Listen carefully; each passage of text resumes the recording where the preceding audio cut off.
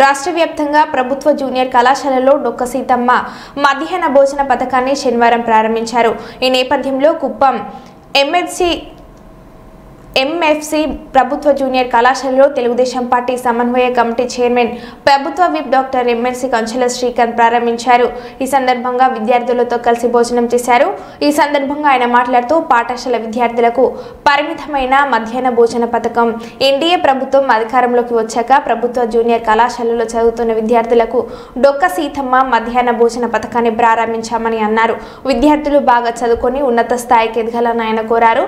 ఈ కార్యక్రమంలో AP RTC vice chairman PS Munirathnam, Telugu Desam, Janasena, BJP నాయకులు, కార్యకర్తలు పాల్గొన్నారు.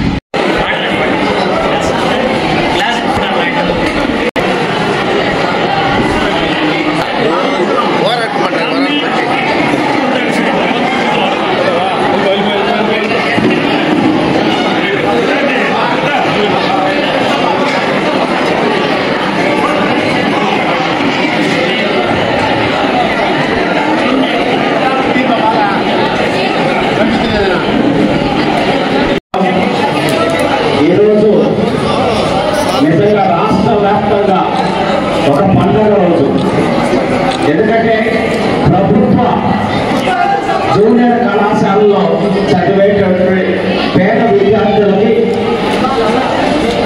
స్కూళ్ళలో ఎవరైతే మధ్యాహ్న భోజనం పెడుతున్నారో ఇందాక పీస్ మురళి గారు చెప్పినట్టు ఉదాహరణ ఎంతో మంది పిల్లలు పేద పిల్లలు మధ్యాహ్నం పూట తెచ్చుకోవడానికి భోజనం